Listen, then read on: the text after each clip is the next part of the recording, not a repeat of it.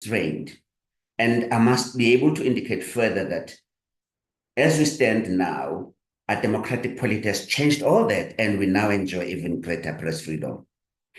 I must also indicate and request all of you, before we start with our program, that we may observe a moment of silence and meditation in memory of our former Minister of Finance and Governor of the Reserve Bank, the late Mr. Tito Titus Mboweni.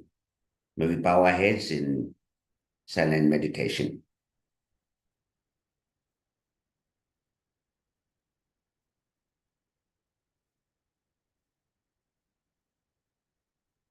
Thank you very much. Without much ado, let me present to you the Deputy Chairperson of the Public Service Commission and the convener of the Plenary Committee on Monitoring and Evaluation, Commissioner Zukiswa Mqolomba, to do the welcoming opening remarks. But I must further indicate that we have very serious time constraints. The program might have indicated that we should be done by 12 o'clock, but due to unforeseen circumstances, we have to limit it at the utmost latest at 11:30. So please bear with me if we do come to that point. Commissioner Mqolomba, over to you. Thank you very much, Commissioner Mavuso. Good morning, esteemed guests, colleagues, ladies and gentlemen. Welcome to the Public Service Commission's second Thought Leadership Seminar, which is on harnessing qualitative monitoring and evaluation in the public service for improved service delivery. It is indeed with great pleasure that I welcome all of you today to the second Thought Leadership Seminar of the Public Service Commission. And today, we will basically be focusing on the importance of harnessing qualitative monitoring and evaluation for improved service delivery in the public service. Allow me to extend a special welcome to our distinguished guests. I'd like to mention our commissioners from the Public Service Commission, not just from national office, but also from the provincial offices who have joined us this morning. I'd like to welcome Professor Mpilo Sithole, who is our main guest speaker and one of our own, a former PSC commissioner. Welcome back home, and thank you for joining us this morning. I'd also like to welcome the OPSC officials and members of the M&E branch who have worked tirelessly and selflessly to make sure that this event actually takes place and becomes a success. I'd like to welcome senior managers in all spheres of government, both national and provincial and local. And generally, I would like to welcome all colleagues present in this platform today. You are welcome in this seminar. Following the establishment of the 7th administration and its 3 strategic priorities, which form the basis for the 5-year program of action, which is the medium-term development framework, the PSC has sought it fit to hold this seminar to discuss the redesign of the M&E framework to more qualitative monitoring and evaluation that can assist the service and accountability conundrum in the country. Notwithstanding the critical acclaim for many policies in South Africa, as you would know, the overwhelming evidence does suggest that poor policy implementation, in part because policy planners neglect the implementation environment during the policy development process. So basically, even though we've got very good policies in this country, we are very weak when it comes to policy implementation. And if we had stronger monitoring and evaluation frameworks, which were more qualitative in nature, this issue would actually improve. As you know, if a policy or plan does not properly consider the implementation environment, the policy itself may become an act of futility altogether. Therefore, the question we need to ask ourselves this morning is whether the value chain from policy formulation to implementation to monitoring and evaluation mechanisms is appropriate for improving service delivery in South Africa. If that is the case, then why do we continue to have disgruntled communities public distrust and service delivery protests in this regard. Perhaps the obsession with setting quantitative targets that do not yield the desired results when done without the inclusion of appropriate monitoring and evaluation mechanisms is actually the problem. If we continue to surrender to institutional due diligence at the expense of building institutions that respond to needs of our communities, we do run the danger of producing a mediocre administration that stands aloof of its citizenry. The sad reality is that accountability has largely become a question of quarterly reporting against the annual performance plans. Many departments score 80 to 100% against these targets. Do these targets then really relate to what is important to citizens? Ladies and gentlemen, we are looking forward to a constructive and incisive, insightful, and robust dialogue this morning that will provide valuable insights to discussions that will emerge from today's engagements. Once again, you're welcome by the PSC. We're very grateful that you've been able to join us today, and we look forward to powerful deliberations on issues affecting the nation when it comes to service delivery. Once again, you are welcome, and thank you very much. Thank you very much, Commissioner Mkolomba, for those very encouraging words. I think you've set the tone, and I think the bar is now being raised, and I'm hopeful that our main speaker will be able to make sure that she does far better than you have done. It's a hope. But that as it may, I have the pleasure of requesting Commissioner Magaman, who is based at our head office in Pretoria, to briefly tell us about the mandate of the PSC. I normally call him Second, and yeah, but you'll understand. Away, Commissioner Magaman, away. Away, Commissioner Mavuso, away. Thank you, Program Director, Deputy Chairperson of the Public Service Commission, and fellow commissioners, Professor Mpilo Sithole, our main guest speaker, the OPSC officials, senior managers in all spheres of government, all colleagues present on this platform today, I say a very, very good morning. As many of you would know, the Public Service Commission is established in terms of Chapter 10 of the Constitution and has a broad mandate in respect of Section 196(4) thereof. Like other institutions supporting democracy, it is independent, must be impartial, and must exercise its power and perform its functions without any fear, favor, or prejudice. The trust of the PSC mandate resides in Section 196(2), which provides that the PSC must perform its functions in the interest of the maintenance of effective and efficient public administration and a high standard of professional ethics in the public service. It does perform these functions through conducting investigations, grievance, and public administration. That is investigations, research, monitoring and evaluation, advocacy, and it further has the power to provide advice to organs of state. It is clear from the constitutional mandate that the oversight role of the PSC was intended to play a decisive role in the organization, administration, and personnel practices of the public service, in which it not only has the power to propose measures to ensure an efficient and effective public service, but it also has a preemptory power in terms of Section 196(4)(d) to give direction relating to recruitments, promotions, transfers, and dismissals.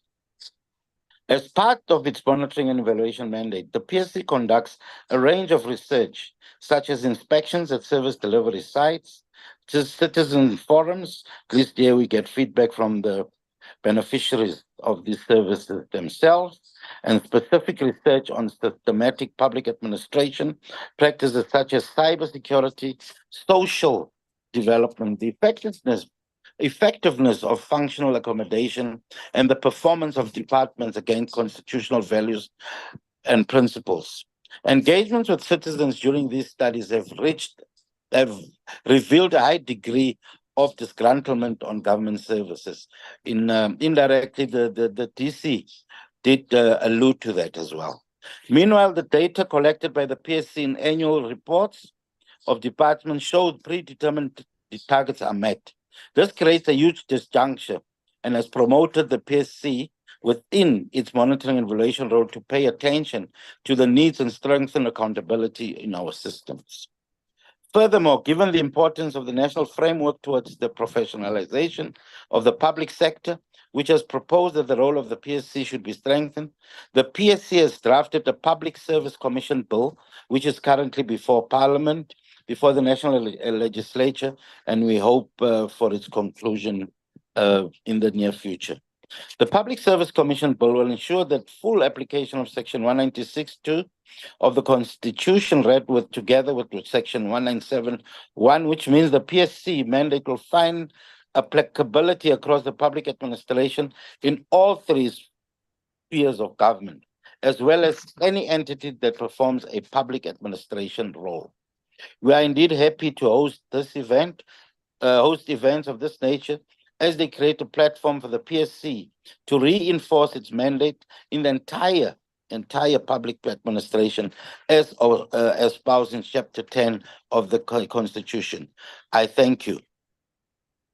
Thank you very much, Commissioner McGann. Just as you concluded your input, we hit 1,000 mark. In other words, 1,000 people are now viewing. So you can imagine how many eyes have been on you. With that, may I now take this opportunity to request one of our newly minted commissioners who hails from the province of Legends, the Eastern Cape, Commissioner Mapolisa, to give us the purpose of this Thought Leadership Forum. Over to you, Commissioner. I know it's about a month now that you've started, but it's a misnomer to say you're brand new. You're a seasoned public servant in your own right. Over to you.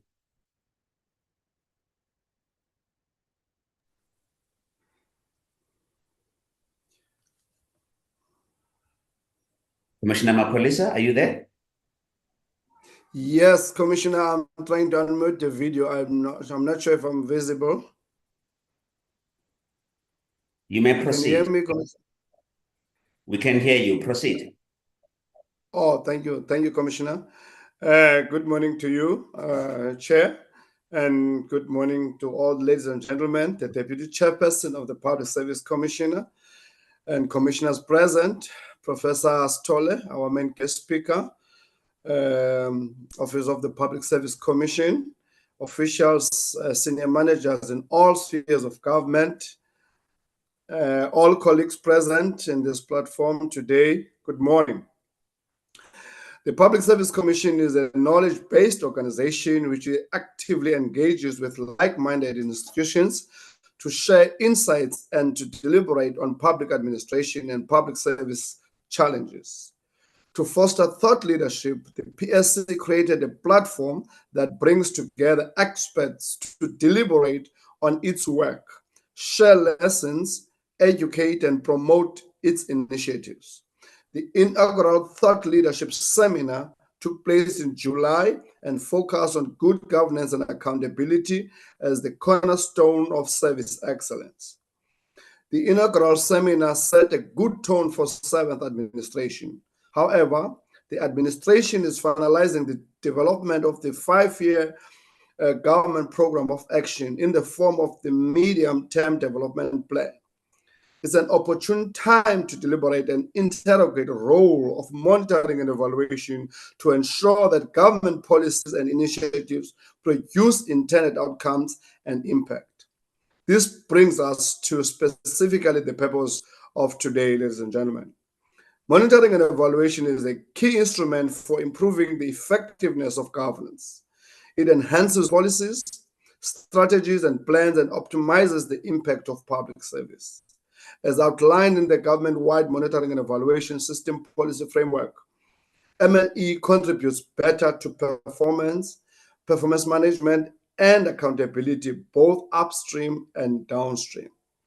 However, the challenge is this, ladies and gentlemen. The current MNE framework primarily focuses on quantitative measures such as tracking the number of service delivered, adherence to deadlines, volume of outputs, financial reporting, and meeting numerical targets.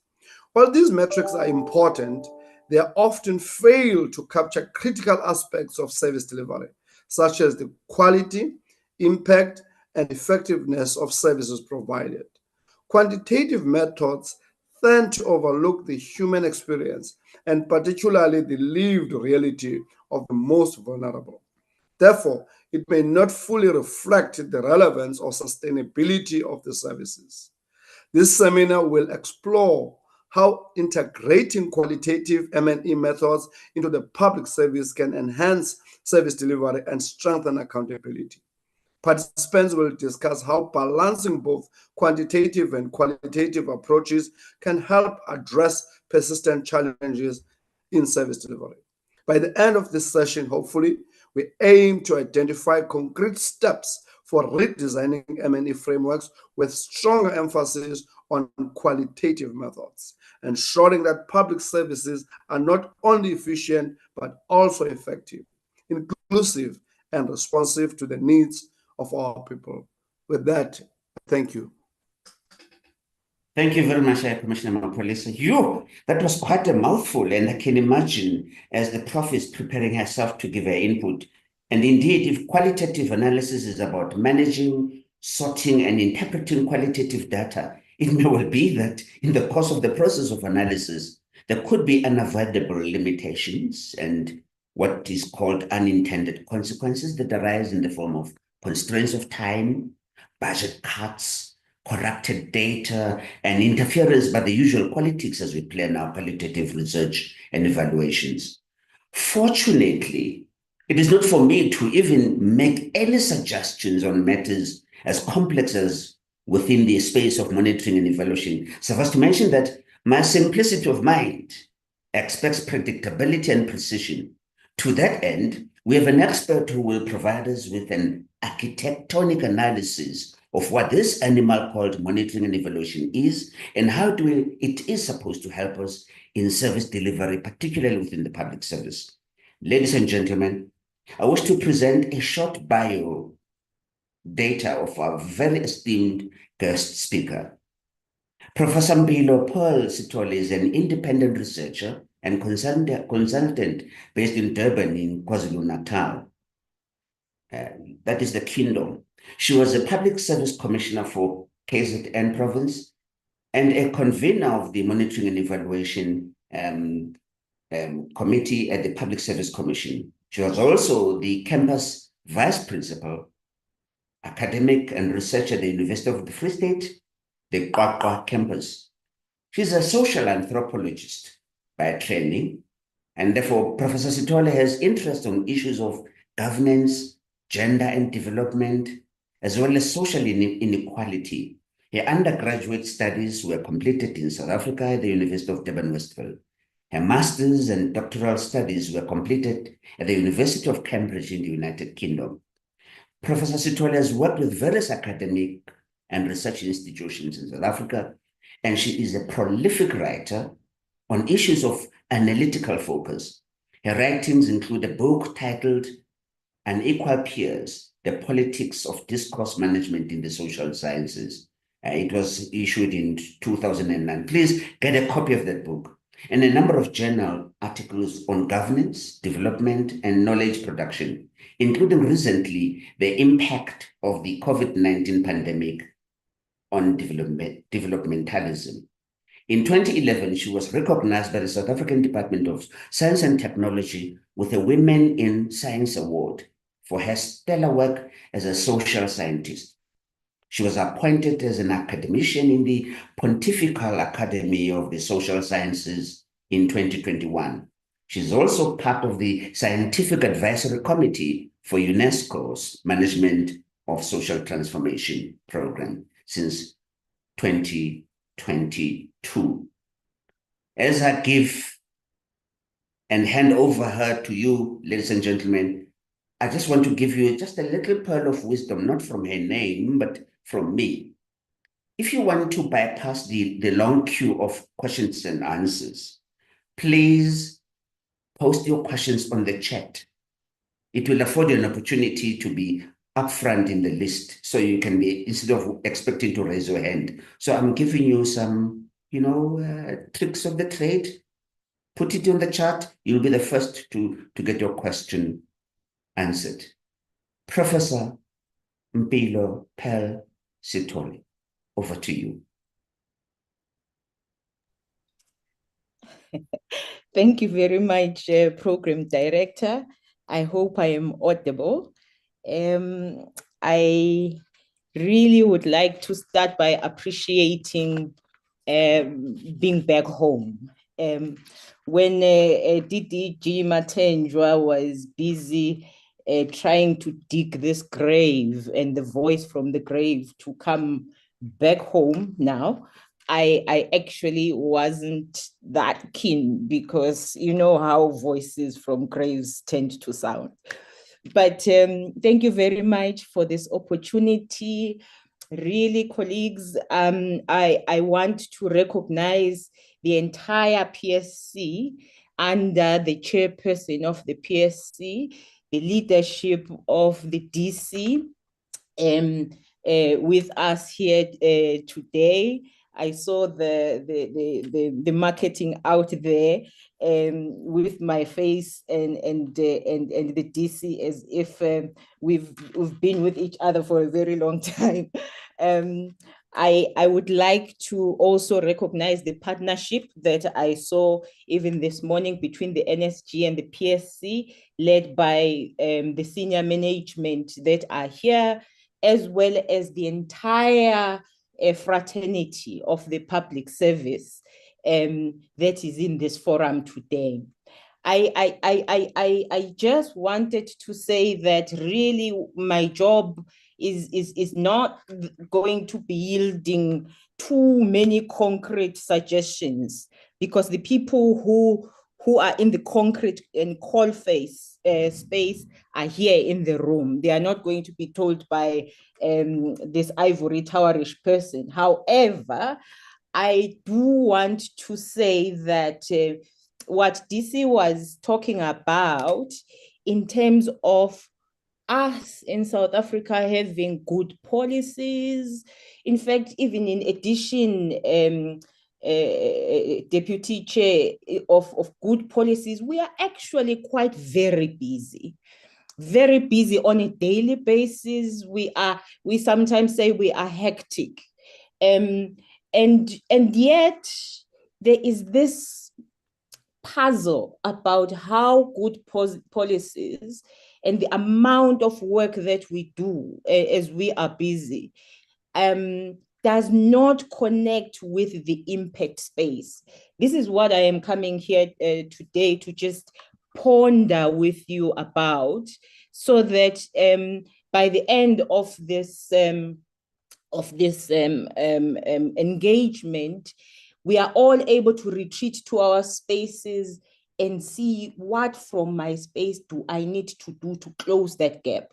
Nothing that is being done in South Africa is actually something that shouldn't be done. But there is this one, or that there's this gap, there's a small thing that needs to be done in order to close this gap with practice. And it's a very essential gap, because the reason why we are in the public service space is really so that we can make impact to society.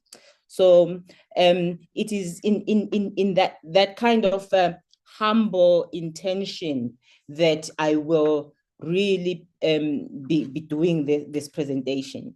I need to check, Chair, if my screen is visible yet, because I would like to use this tool to assist me. It is there, Prof. You may just proceed. Your screen is there. It's working quite well. Thank you. All right. Thank you. Thank you. I've been invited to talk about perhaps harnessing qualitative methods for effective M&E. As the invitation was being pursued, I suddenly realized that SAMIA was meeting this year. And I'm sure that a lot was discussed in the space of that professional body around M&E. And I'm hoping that some of the things perhaps that I will say here are on par and are meeting with the worries that professional bodies such as that usually meet to ponder upon. So basically, I must be upfront with my assumptions. I'm not sure that South Africa's problem is capacity.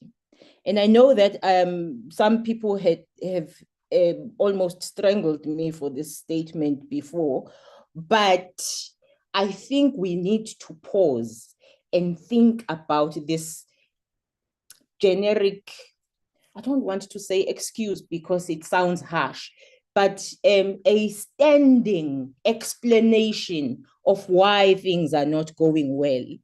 And whether in any country, when things go up and down in terms of capacity, and I'm sure we have not always been in one steady shortage of capacity as this country.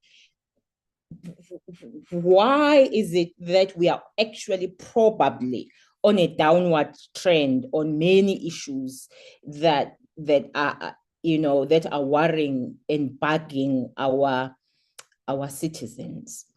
So I wanted to declare first that I think South Africa's problems do not have a capacity poverty issue at the deep causality level.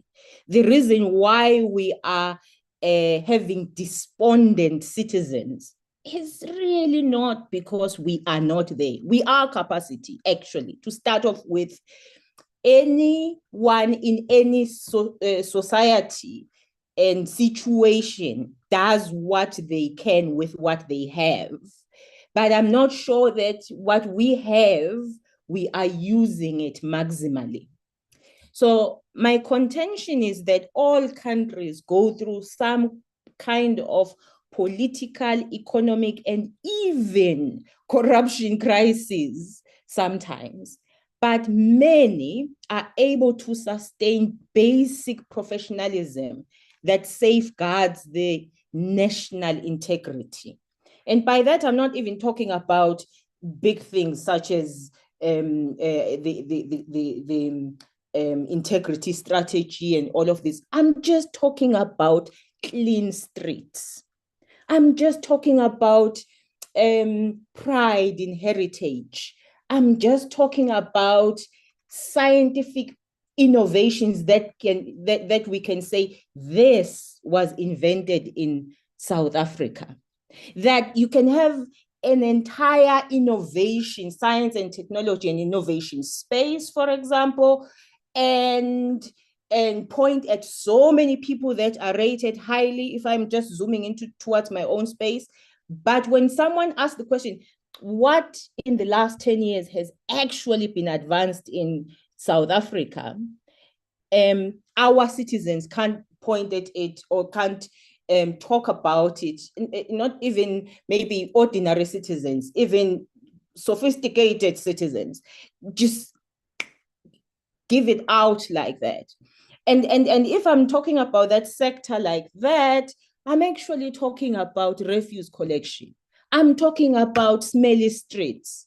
I am talking about this idea out there that there should be tourism police, and you think, oh wow, there's these people that are going to be inspecting our tourist coordination, and you actually find out that actually it means literally that tourists will be, it's proposed, need special attention because we are beyond repair in terms of our own safety in the country. I'm talking about basics like that. So, and that I am talking about it as image of ourselves, as national integrity. So if we can't do that as basic, and we say that there is capacity issues, who is going to do the sophisticated stuff of advancing economic development, of being competitive in the complex patents, terrains, in international space so that we can innovate more and all of those things. If we are all still tinkering on how to make streets clean. On service delivery, unemployment, inequality, gender-based violence, poverty, substance abuse, we've actually seen a downward trend for quite some time. And the question is, why? We have forgotten how it feels to report on difference made. If we do report on good progress, it's always qualified by saying, qualified to explain the frustrations of the citizens in some kind of way. So it should worry us as to what is the basic image that we are able to project as a country with what we have. Let us pause briefly, I beg, for a story or two. When I was in the PSC some years ago in the KZN office, will remember this, some that went in this particular inspection. It wasn't an inspection, it was actually a report to a particular district after an inspection. I went with my team to a certain health district because some of the inspections that we had been doing were about the health facilities, and we needed to share, because you sample facilities, but you need to share the experience across the board.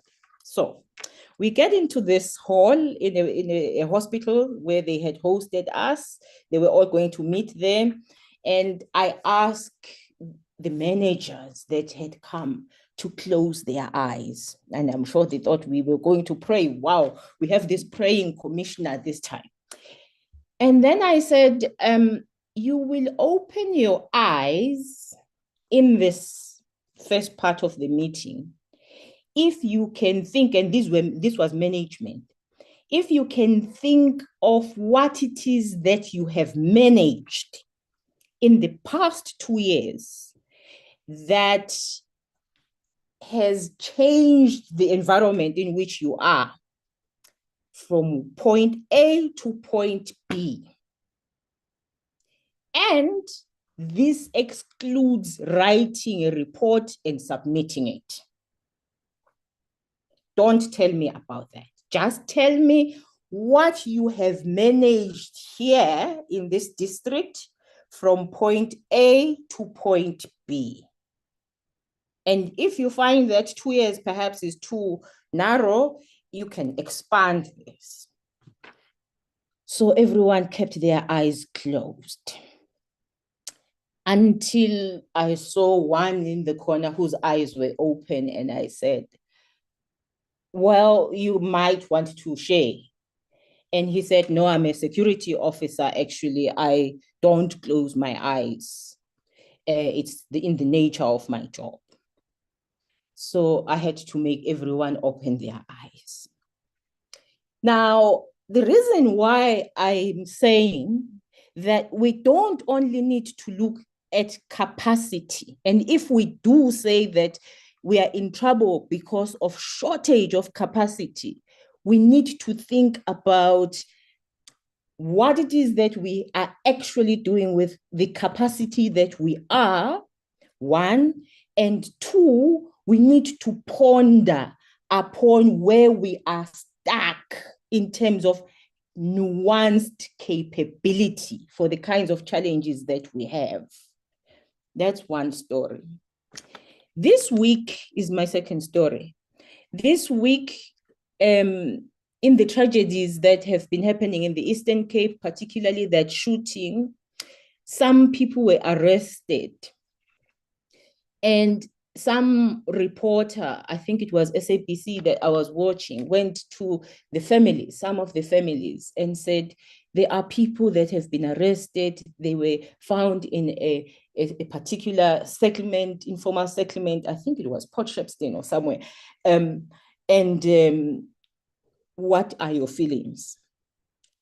I'm actually aggrieved a little bit with SABC with the fact that the translation of that particular response, there was a man who was part of the extended family of one family who said, and he was speaking in Sixhosa.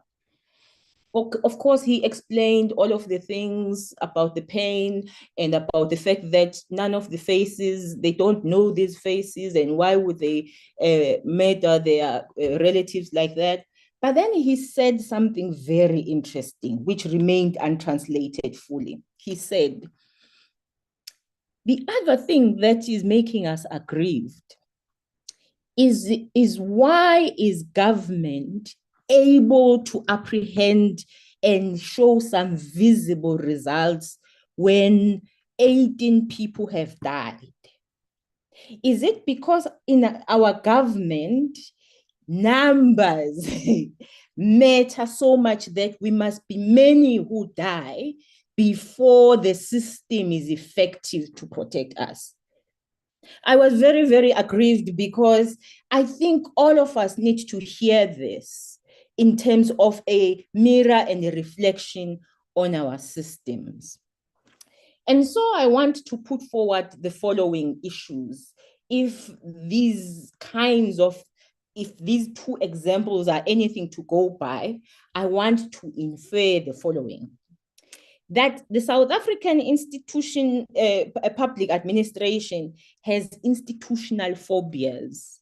And one of them is place, like being able to analyze the place that I'm in. You must see how much we hesitate to call places by names in our reports, especially in our planning reports. Two, we hesitate on people. You must see how recently I did an analysis of why the gender-based, the gender strategy is actually failing. We're getting worse gender-based violence as the strategy sits there. How we don't want to name people. We don't want to name churches. We don't want to mention, oh, Mama Beslilo as target for what we want to do. We don't want to mention taxi ranks. We don't want to be concrete in planning about our spheres of jurisdiction.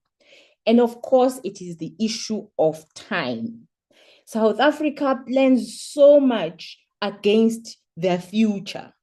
And by when we target 2015 and we target 2030, and align with plans that are actually bigger in terms of timeframes as well, but global as well, we don't come back to then say what has happened in the concrete planning. We are very quick to plan and give another date forward. So in terms of time, it means it seems to me that the most neglected people are the people in the present, actually.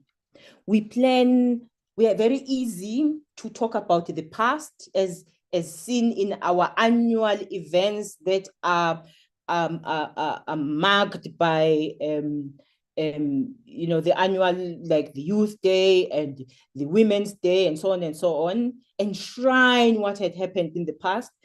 In the policies and in terms of the reports, we are planning for the future. But the segment of people that are alive now and are expecting some kind of interaction with government structures to make a difference now are the ones that we are most unkind to. This particular phobia is also nursed by other enabling ones, which is that our systems are sitting in intergovernmental patronage. Please warn me when I'm about 10 minutes to go to finish my time, Chair. The intergovernmental patronage. In other words, we have a lot of capacity, I still insist, but the capacity is sitting against each other in terms of monitoring each other to abide by these other fears of place, people, and seamlessness in terms of time and quantities. The higher levels in the province and the even higher levels in national are all busy moaning about the small sectors that can hardly attract capacity or enough in terms that everyone, all the other big fat layers are actually monitoring that space. Intergovernmental patronage is actually what keeps us busy. Some disciplines in all of that, specific disciplines of monitoring, cannot even converse with others. Hence, everything of real value to people is actually suffocated by the very disciplines that are supposed to be vigilant on behalf of the nation. And I'll talk about them quickly, and M&E is one of them, actually. The disciplines that enable this intergovernmental patronage to conduct its work according to very streamlined, quantitatively set up kinds of issues. So in essence, my argument is really that South Africa is more of a technocracy than a democracy, thanks to public administration, actually. There is systemic patronage. By that, I mean small and big brother kind of relationship, in the way that our policies, our plans, even something that you call a strategy. The term strategy came from a military presentness, that you see what you want to do, you observe that actually I can't do it, let me change my tactics because that strategy needs to feature the fact that there is danger there. But the way that it is used in public administration, it is so rigid. When things happen, it is not in line with our strategy. And yet strategy was supposed to be actually dynamic to deal with eventualities and situations. So this patronage is seen in the generic uniform manner of planning methods, that methods must be valid and must be validated by certain people, certain professionals, and it culminates in anticipatory planning.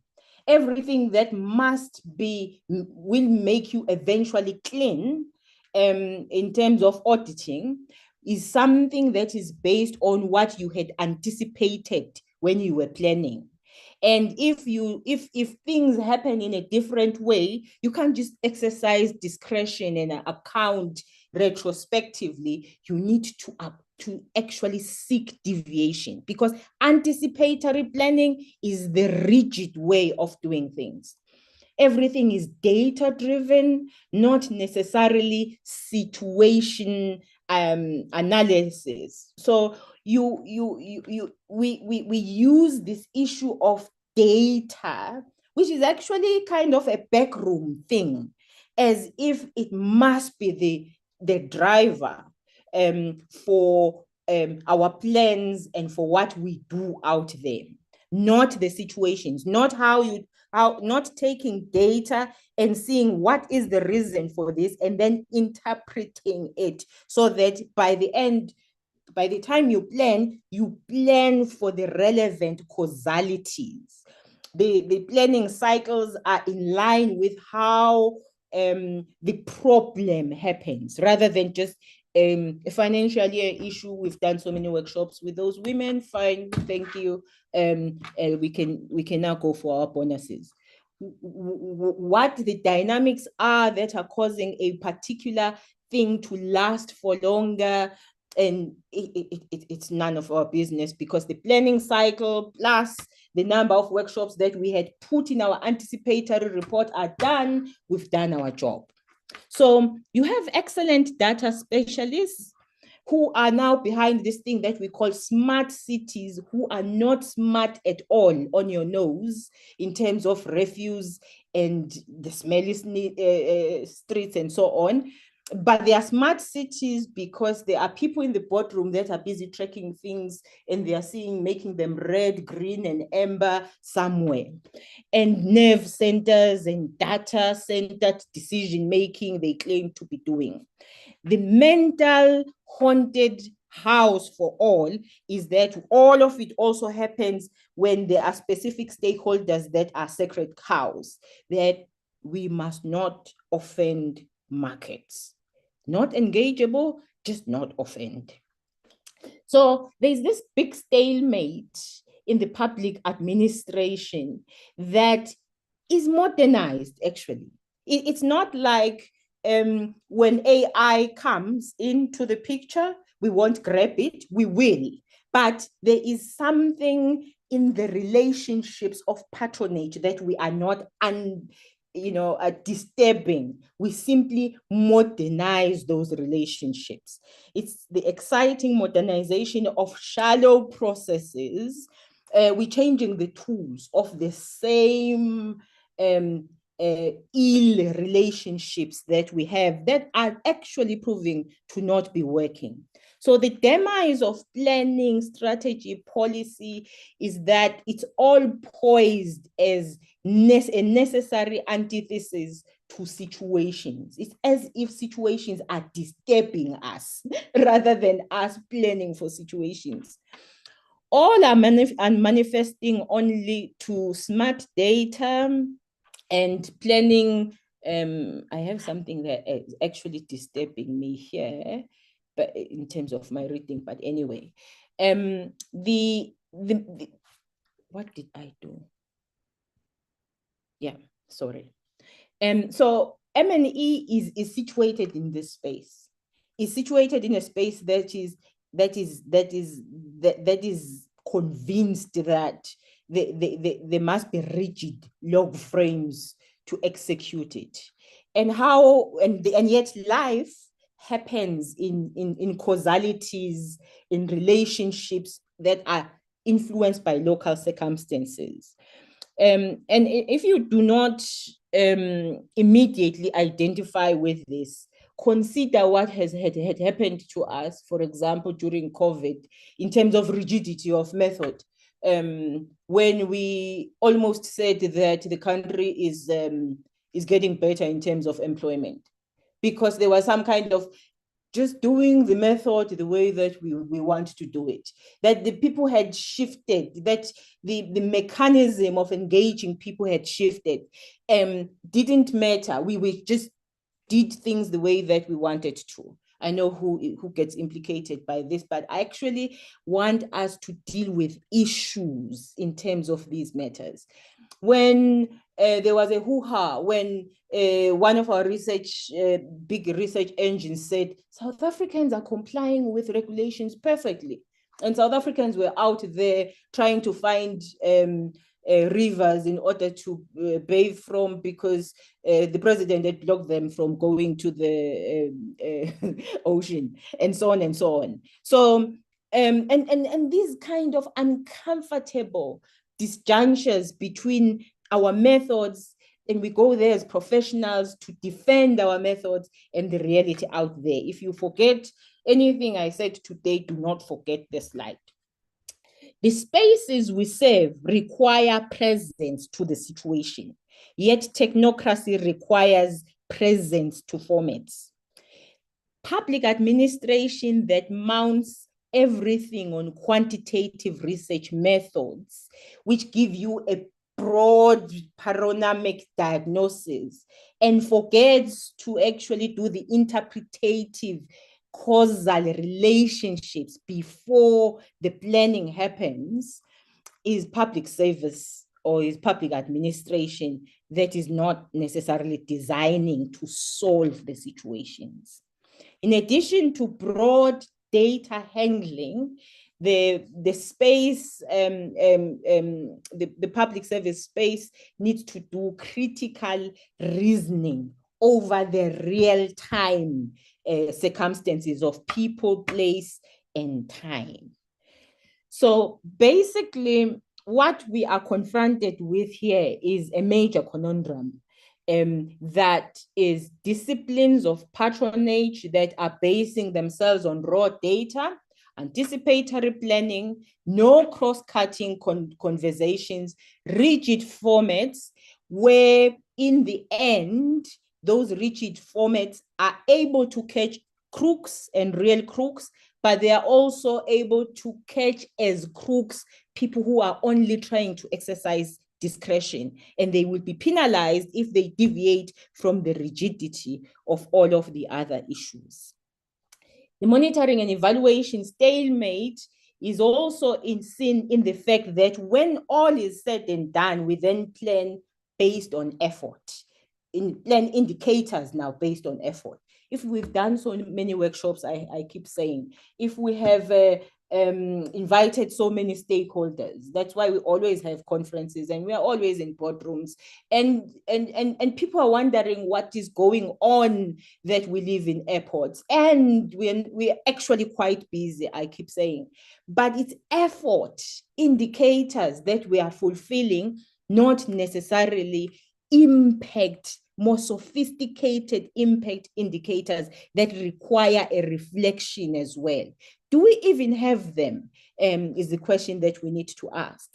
Even performance management systems, I dare say, should be using impact indicators such that the higher you go, you can let your people be field workers, draw data, analyze it in the boardroom, and the people who must be making the connections such that the impact of closing those drainages that are wide open in the streets and are busy in carrying clogging are the people at the top whose monitoring and evaluation also means that there will be physical monitoring sometimes, because between what they are gathering, between the data and the analysis of it and the complaints mechanism and so on, they are then able to tie things back to indicators that are impactful, the actual making the difference kind of indicators.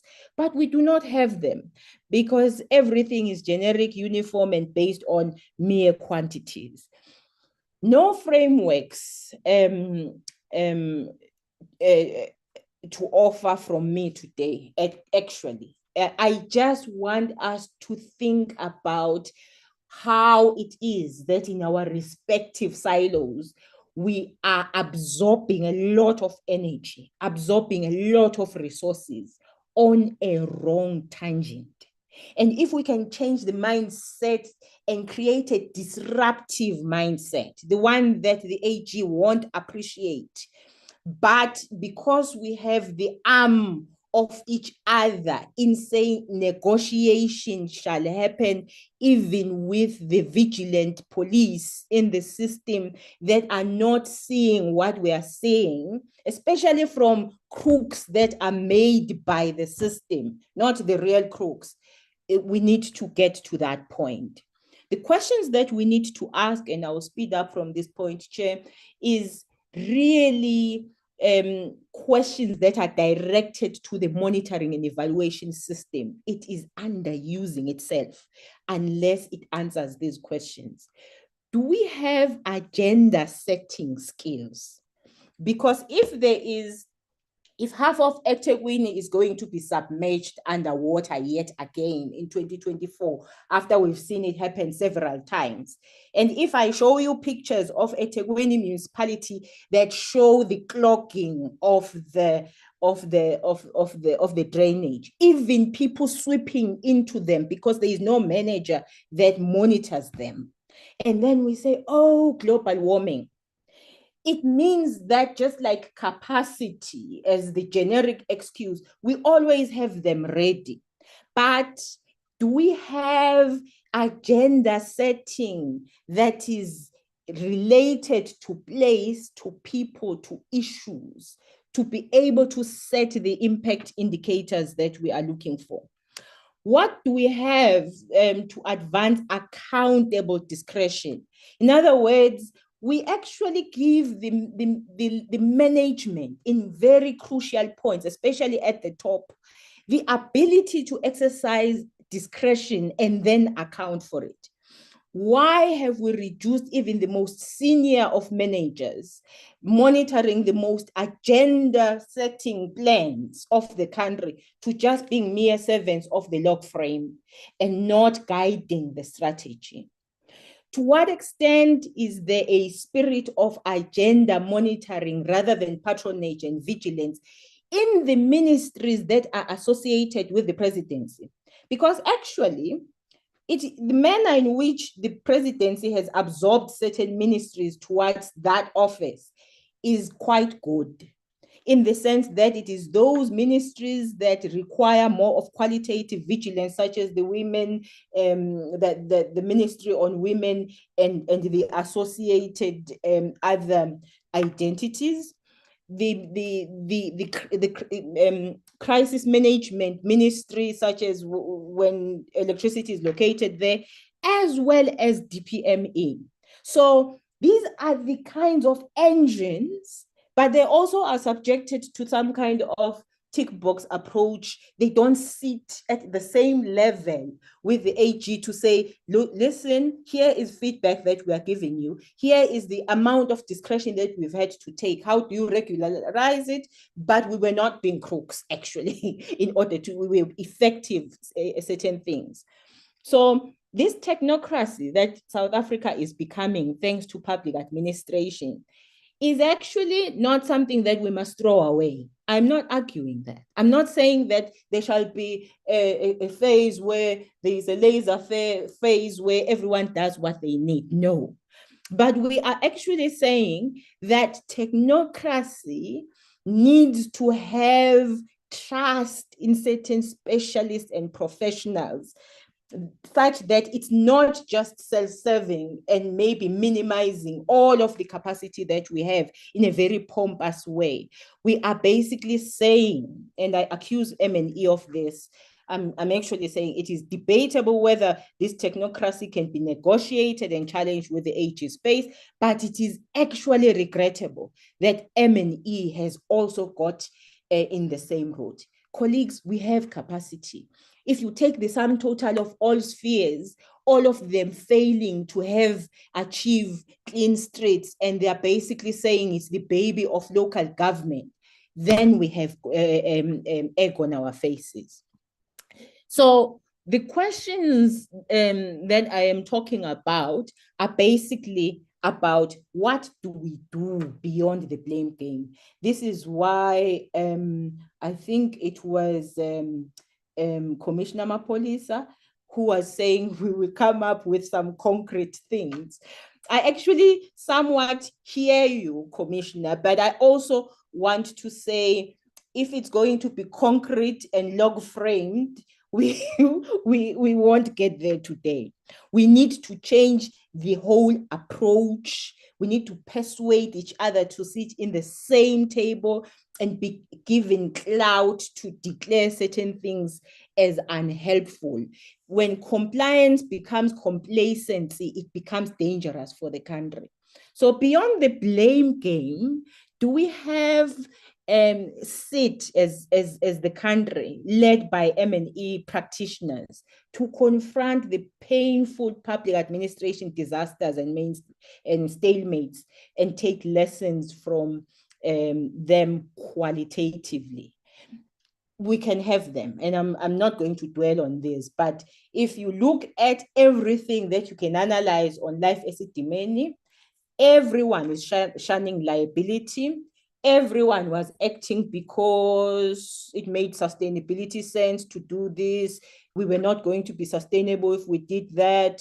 And I thought that there was an issue. It was a command from provincial higher echelons of province and. But because of all of these rigid things that we do, they then become an excuse and no one takes liability because we don't do situations, actually.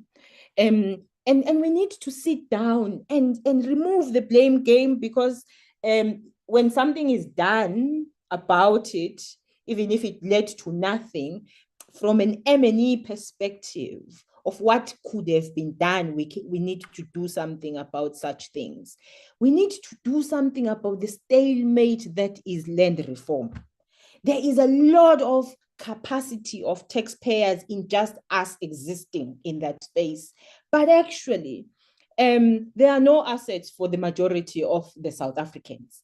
It's not, if there are assets that are released technically to certain people, they are lying dormant because there are no tailor-made ways of coming closer to people who are going to be confronted by tax directives from SARS in a way that says that this is a different ball game for these people. Let's organize differently for them, and many excuses around that. But the issue is we're busy, we are taxpayers' money ourselves, but we're not benefiting our citizens.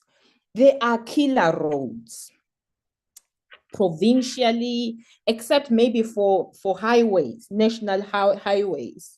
There are killer roads that are connecting spaces, rural spaces as well as cities, where our people who also go to support cities by staying in those dingy spaces that slums are, they also use these killer roads on a daily basis or monthly basis to connect in order to reach us.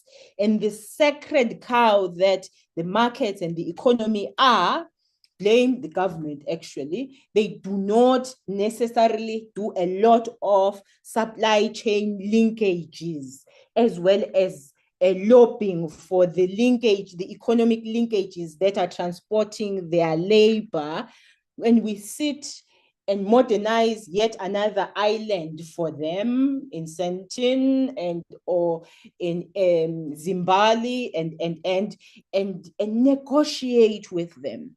There are killer roads out there that transport the labor and the support that cities are using. And we're not talking across boundaries disruptively about these kinds of things. To say, if there is a long-standing contract that is dealing with certain highways, isn't it time that they adopt one other road and we negotiate those long-term contracts or something like that?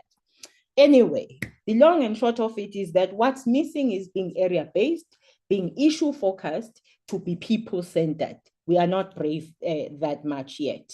That national structures that are willing to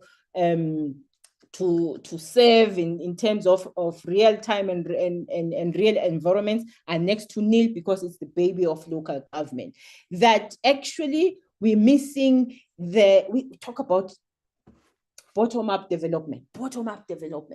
We've even converted the burden of people conversing in order to legitimize our jobs sometimes. But the top-down responsiveness isn't happening. The points of discretion are missing because everyone is scared that if I do things this way and I know that they must be done differently, or I know that this project must be delayed until the next thing, then I will look bad, and all of these kinds of things. So really, we are here.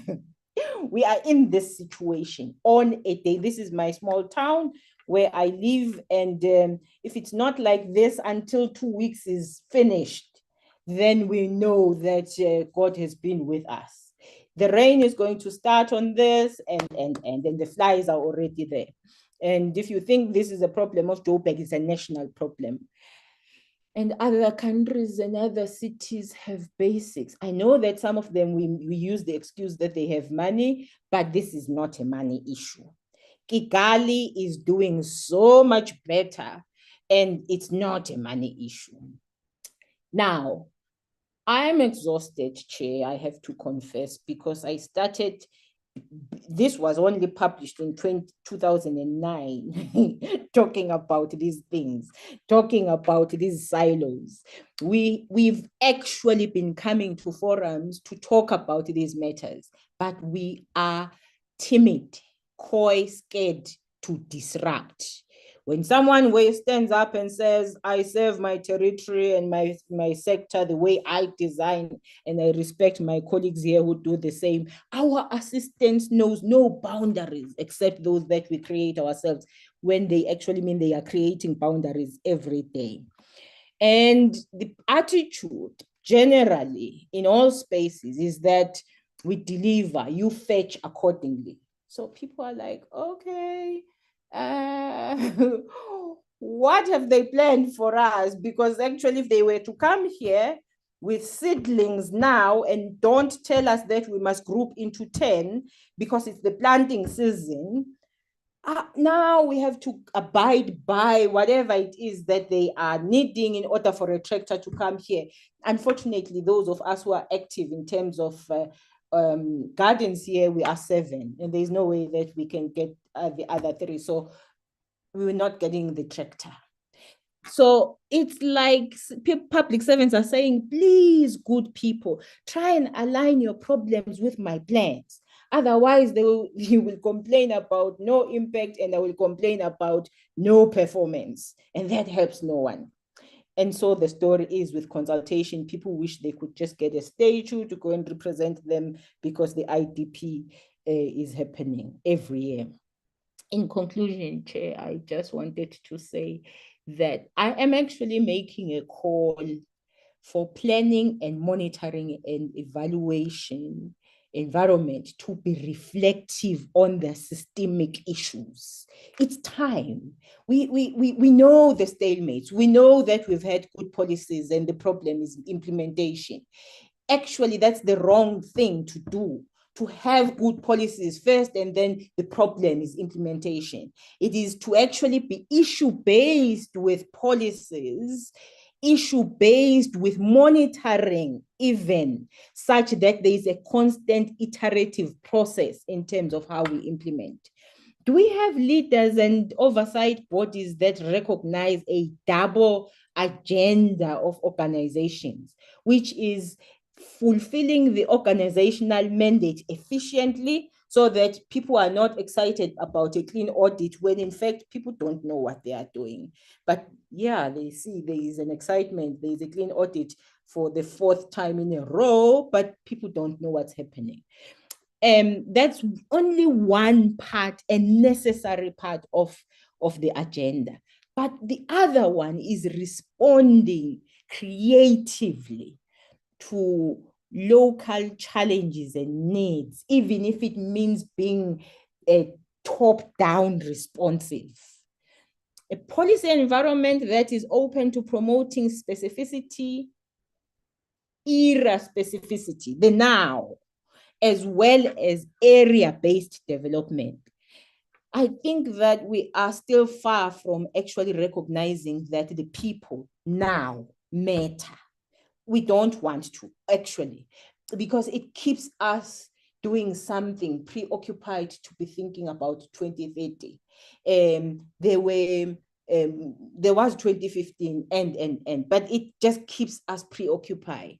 And it's not something that should actually keep us awake at night.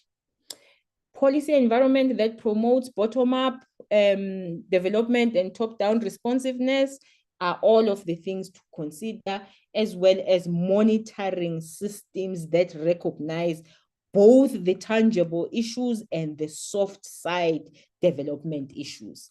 Thank you, Chair. Thank you. Yeah, Prof. You know, I don't know what to say, but I really have to thank you in the manner in which you handle this particular subject. Because in the first instance, you sort of provided us with hope that we do have the capacity.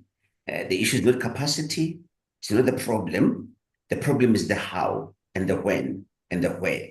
But truth be told, when you also raise the question of what you call bureaucratic sclerosis within the system, which is creating all manner of things, of turning those good public servants who are doing all the efforts to do all the right things, but are tending to crooks by the system, that in itself deflated us. And I said, oh my goodness, where are we heading to?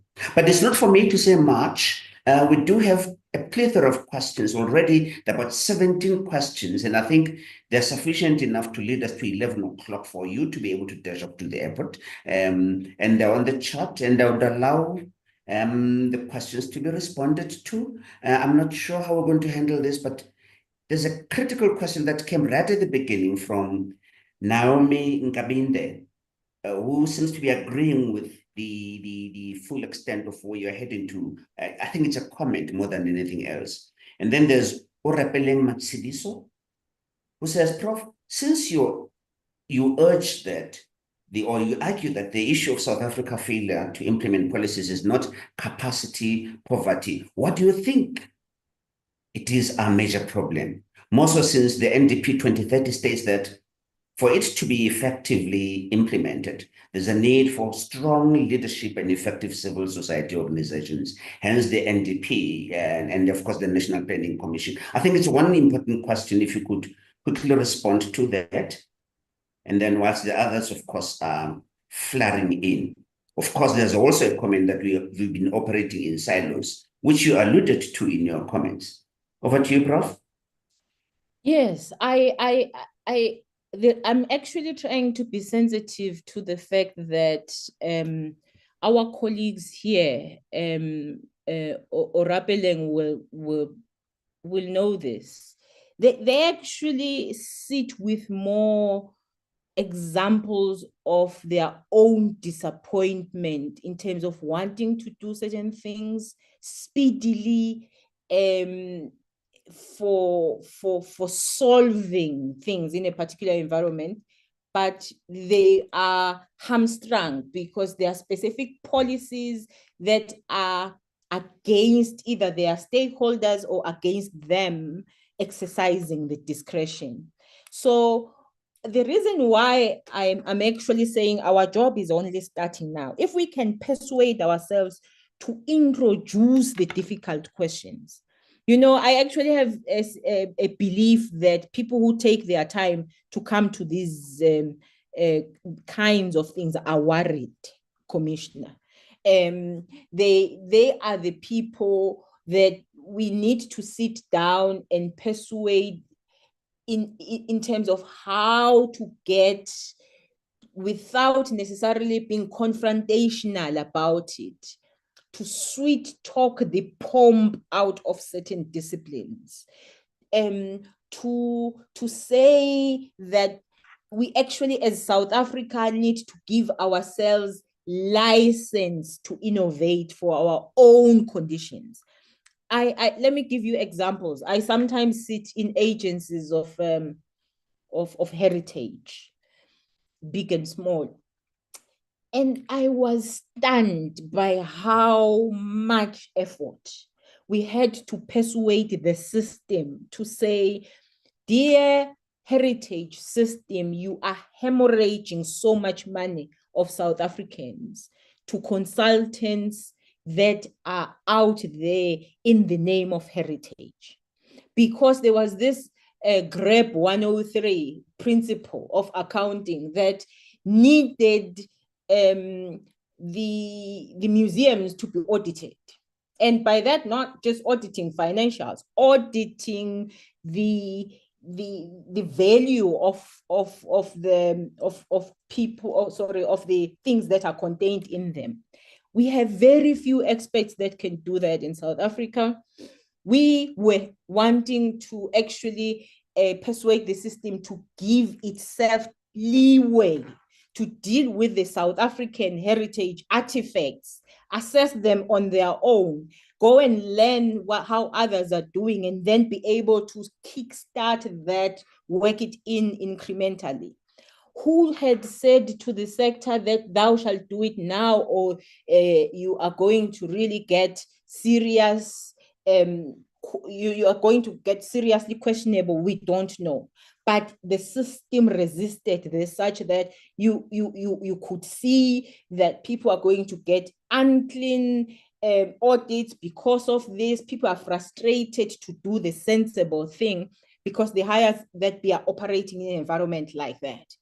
We've sat in situations where in small museums, it makes sense actually for people locally to go and do certain things, paint a mural on the wall or whatever the agreements are for the advancement of this particular entity. And they can't. because they have got to be in some national or provincial database before they are appointed to do that. And the person who's going to be appointed eventually to do that is going to come from Johannesburg, absorb these people because we insist. The people who are actually qualified to do this and who would have done a better job that is much more reflective of being local. So, and the system has thousands of instances like this. We are sitting here with limited resources, crying out about capacity, doing things that are giving out money out there.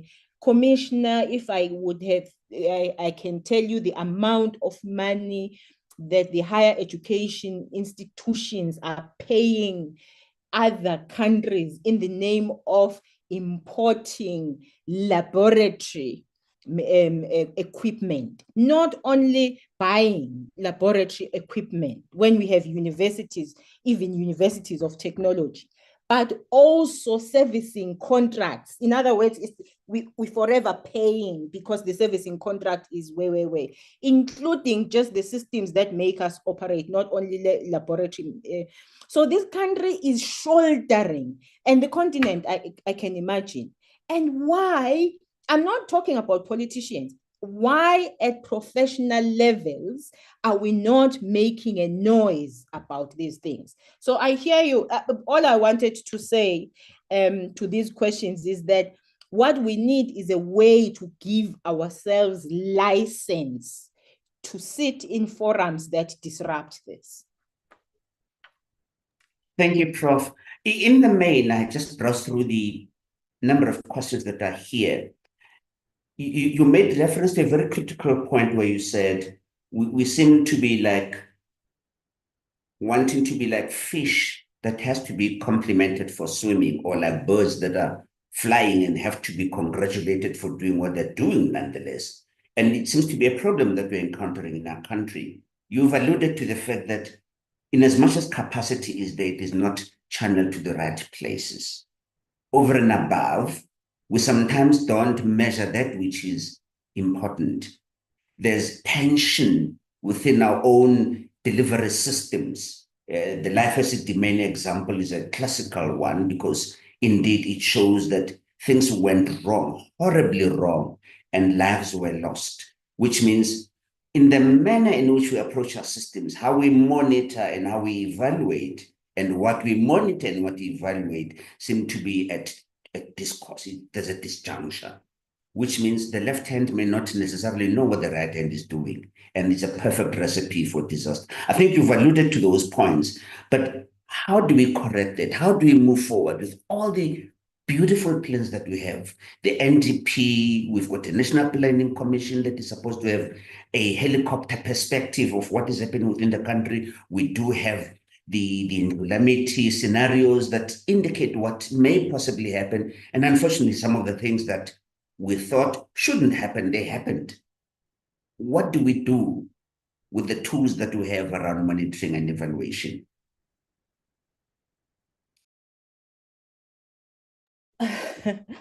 I actually think that there are spaces that need to be allowed to caucus for the country, Commissioner.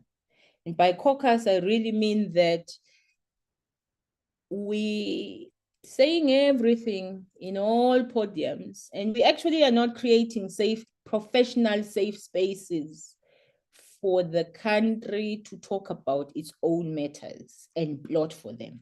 We just need to start there. We just need to persuade DPME in the first place to think differently about planning and monitoring, to worry about the drudgery of doing one and the same thing all the time. We just need to, because I'm the one who was speaking about naming issues. So if I name your space, it's not out of saying accusing anything. I'm just giving concrete examples of things. So rather than a patronage kind of relationship with other spaces that says, you're not doing well, so many unclean audits, and there's gotta be, we need to usher a moment that says, wait a minute, this has been happening for too long. What is it, and who actually needs to be the champion of understanding the situation at its corner, so that we are able to devise ways of dealing with it, so that we can be a top-down, responsive and assistive kind of stakeholder, especially at national level.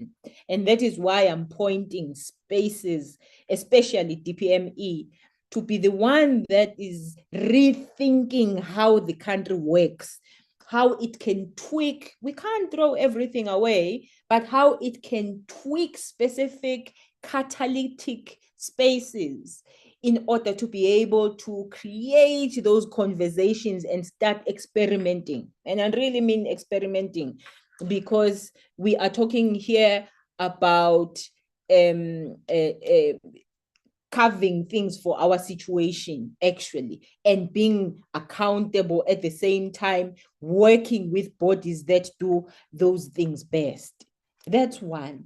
Two, Commissioner, I really think that we need to make a big meal out of qualitative methods, to restore them to, I'm not saying this because I'm actually in the qualitative space, but I'm just saying we are underusing those skills. Some of them do not necessarily need a specialist in qualitative anything. They just need to be guided, such as to create moments of reflection so that they can feed into processes that will tweak policies differently. We need to look at that, because you are not going to solve the problems such as gender-based violence and why it is intensifying whilst there is more policy, without understanding the nuances of how it is happening, of ideology that places women in a particular framework. It does not matter whether they are at home or they are now at work, because the ideology of a society places them in a particular way. In fact, we all know, it's just an open secret, that it's not just, when we talk about gender-based violence, we often project it as something that is only domestic. It's also at work as well, because women are shoved into these spaces where they do menial work all the time, and then submit it. They are there, even as you do gender mainstreaming and you project quantities in the higher education space. They are now saying there is more women in certain sectors, in certain spaces than others. It's just that we need to introduce more of them in the sciences. That's not the case. The issue is that where they are seated is where the overarching woman shall support kind of mentality of the society is, and they are always based there. It's not uncommon that when a woman resigns finally from an intensively menial space, they are often replaced by 3 men. 3! Because actually it was a lot of multitasking and everyone was persevering because it was a woman. So it's those kinds of things that we need to do. We need to give license to stakeholders like DPME. We need to restore what the qualitative elements of research. We need to design policies in a way that allows practitioners to maneuver, not that they are too prescriptive, but they allow for accountability of trusted practitioners. Thanks, Prof. Well, the one other point which is coming, I'm just trying to condense some of the questions, amongst others, is that there seems to be a greater preponderance towards emphasizing clean audits. Whilst on the other hand, there doesn't appear to be any political will to do the right things for all the right reasons. And coupled with that, and maybe capturing what Sibusiso Tembangele is saying, he says it is becoming more and more difficult to attract and retain officials with high moral regard in the public service. If you are a highly ethical employee, you struggle to be yourself. In other words, you become more survivalist because there is a seemingly an unwritten policy that promotes a Machiavellian kind of government. And this is where the problem is. Monitoring and evaluation must be given a voice, space to recipients of their services so that quality of service can be determined. Would you comment on that, Prof?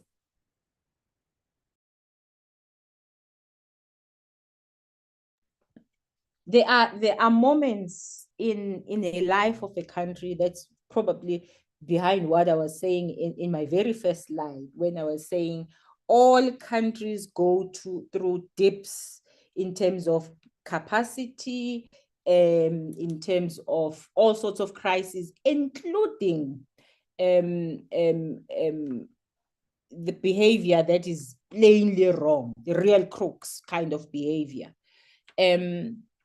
So we need to separate the two issues. One, in terms of the ditch that we're in terms of systems that are not changing, even if they are modernizing, such as what we are saying about qualitative M&E. And the other, which is more challenging because we're at it now, we've already been in, we are in a hole now. We need to dig ourselves out of it. One that is really about dealing with the crisis of how we fell into the corruption ditch actively. So if there was an NCC-like structure, the National Command Center, if you remember COVID, that was basically pondering and sort of like scouting about the nuances, the ingrained nature of the mutation of corruption, when people can go to the podium and say all of the right things like you can't believe, and then they go back and get their brown envelope that they instructed must happen, must be sourced. The mutation of all of the elements of behavior that is not ethical is something that a country needs to actually sit and say, what do we do about this? If there is some political will, and be active about it. I was really disappointed in one of the BRICS meetings or excursions when I saw the number of other countries who were here, I can't remember the year exactly when they were actually here, saying, we've brought these AI gadgets, they can even help you monitor corruption. Like, so we now seen as the kind of space that can't monitor themselves, can't have the integrity of digging themselves out of corruption, that we would need gadgets to monitor without even being invited, in terms of this is where you then also in trying to be the punitive component, but this is what it is that we are deciding is going to be a promotion issue.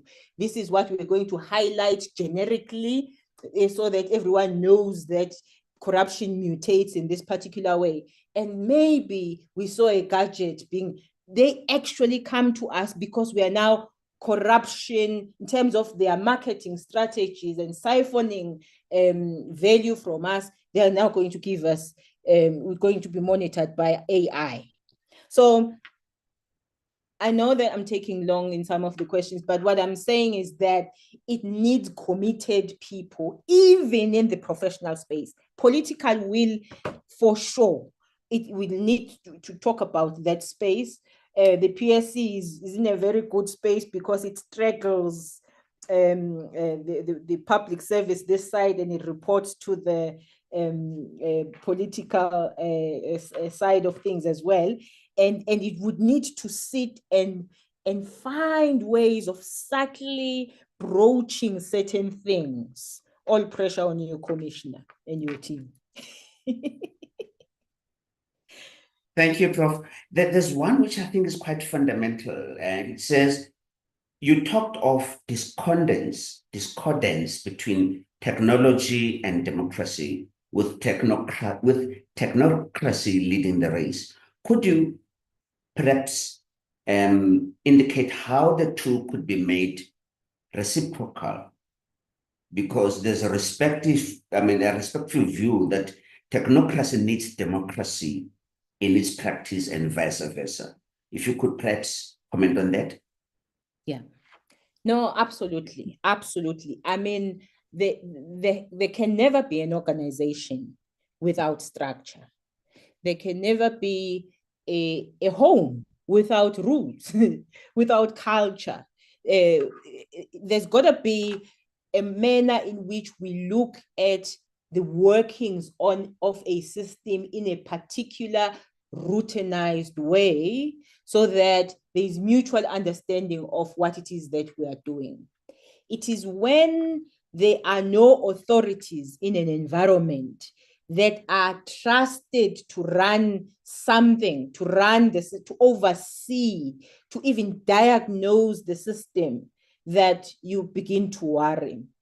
If you, in a home, there are homes that know that at 6 we pray.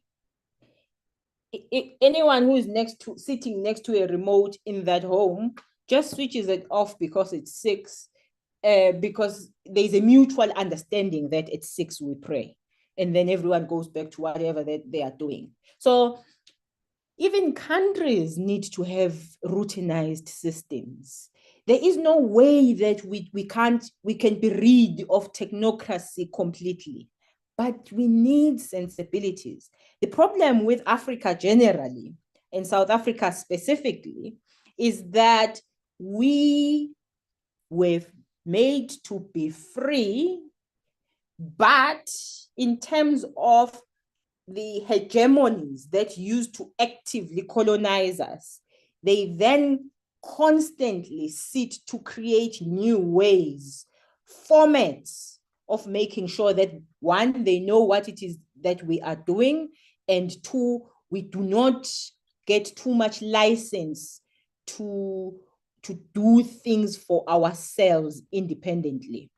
And so if you are not conscious of that, you shall always be living in some mild and sweet format of coloniality.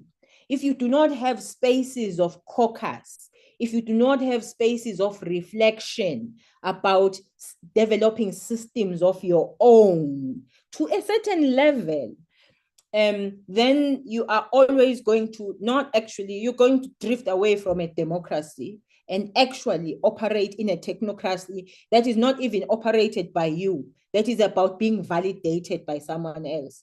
Commissioner, it wasn't nice what we saw during COVID when our scientists, highly rated ones, were being made to just source things and assure all of us that those things from elsewhere worked. And they were being made to persuade us to trust other things, when all what the society was saying, what is wrong with some of the indigenous things that you can't even look at them so that we are able to cope? 1, 2, where are your things? It was the first time that people got a direct impression that we are so busy in that space, but we haven't created our own stuff. It can't be. It cannot be. There are 26 universities in this space and many research institutes for the minimal things that are largely diagnostic only to have come out of this country. And we then go and claim billionaires from elsewhere as South African just because we're in a crisis and so on. Maybe one of the penultimate questions would be, as we are moving on, we can see that we have an aging workforce in the public service. As it ages, technology advances. We are now in the era of the 4th Industrial Revolution. How do we reconcile the two? How do we make sure that there's disruptive action that can ensure that you infuse the newness And at the same time, we do not necessarily discard that which has been working reasonably well over a period of time. How do we reconcile all these? Because I think it's a very, very pertinent question, because it's important to make sure that you do not throw the baby with the bathtub, but you need excellence in the fullness of time.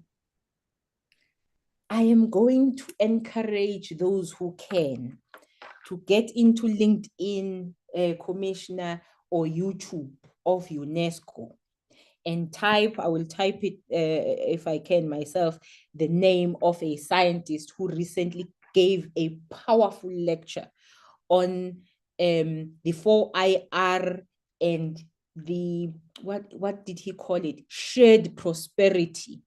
The possibility of shared prosperity.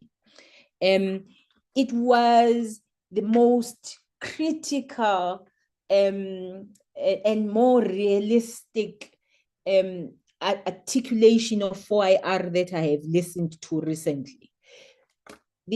What we do with 4IR is we have an acquisition orientation towards it. So someone says there's this that is now happening in Japan in the health space. We acquire that, we put it here, and we discover that actually this machine won't work for a very long time here because we also miss this, that, and that. It can't be like that. We need to make an analysis first of what is available and an analysis of where we are with the capacity that we have, and then maybe acquire, and even in that acquisition, resolve in terms of what it is that we are going to use certain things for. But the aging workforce is not useless.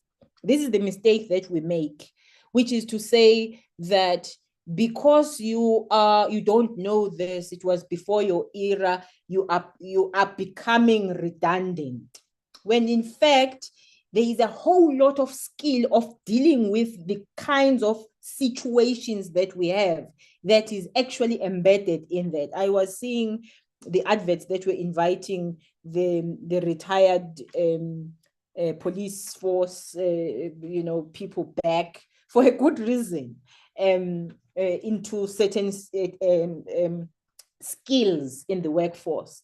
And I'm thinking we did something hastily in some of the portfolios, and the depth of understanding certain things can only come from experience in certain instances. But the 4IR issue, in terms of how Daron Acemoglu described it at the UNESCO webinar recently, he was analyzing how 4IR has always been good. Technology has always been good and bad in the life of different societies as they develop it and as they acquire it. How it needs, this is my point of fantastic agency being restored.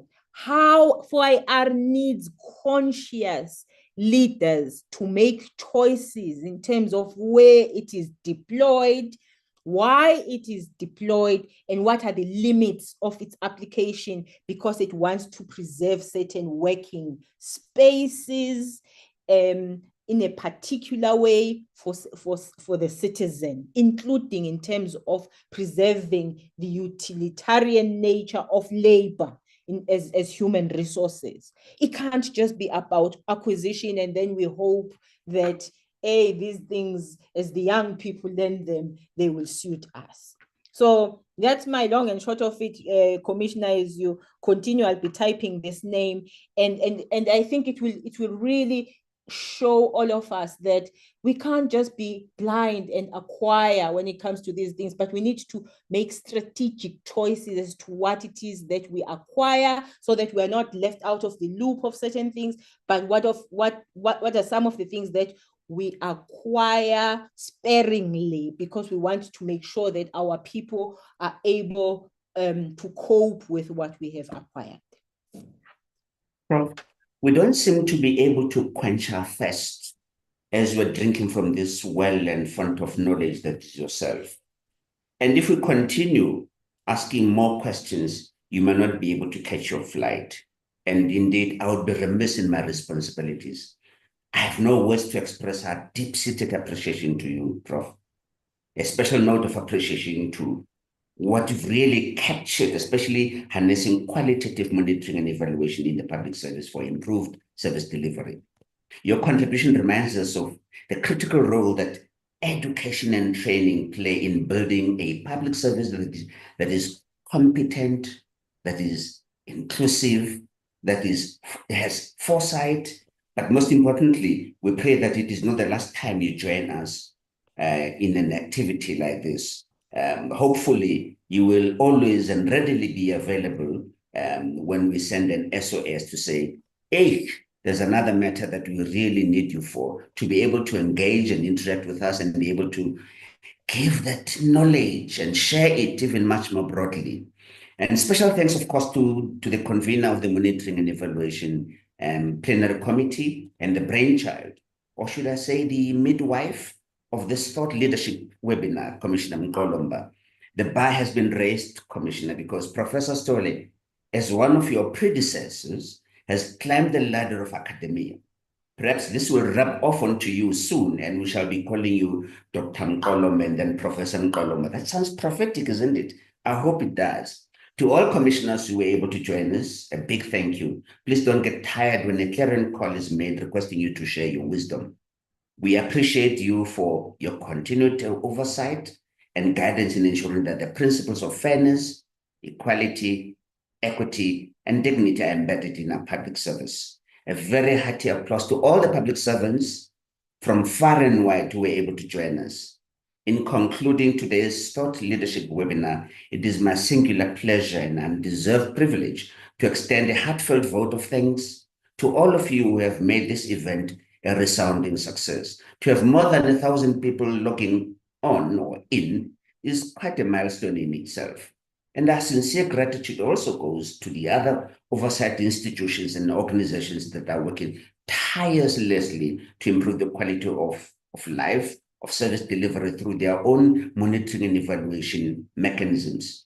Your work is invaluable, and today's webinar has underscored the importance of continued collaboration and mutual accountability. To the representatives of national government departments, provincial departments, and local offices, municipalities, and state-owned entities who are present today, thank you for your attendance. This is not the last of these kind of interactions. Your contributions today signify a step forward in strengthening service delivery and ensuring that our legal and policy frameworks are truly effective. Finally, to the organizing team from the Office of the Public Service Commission, under the able leadership of the Deputy Director General, Irene Matenjwa, I sincerely extend my gratitude and thanks. This webinar has demonstrated the value of collaboration, and your tireless efforts have made today possible. So as we look ahead, let us take the lessons and commitments made today and turn them into tangible and concrete actions that will shape a better future through improved service delivery. Indeed, we should uphold the values of inclusivity, dignity, and respect in our public service. Thank you once again, and I wish you all the best as we move forward with renewed determination and good health to all. If I did not capture any questions, we will send other questions directly to Prof so that we can then be able to factor them into the report that we'll be sharing with all of you who've joined the platform. Thank you very much. Webinar is now officially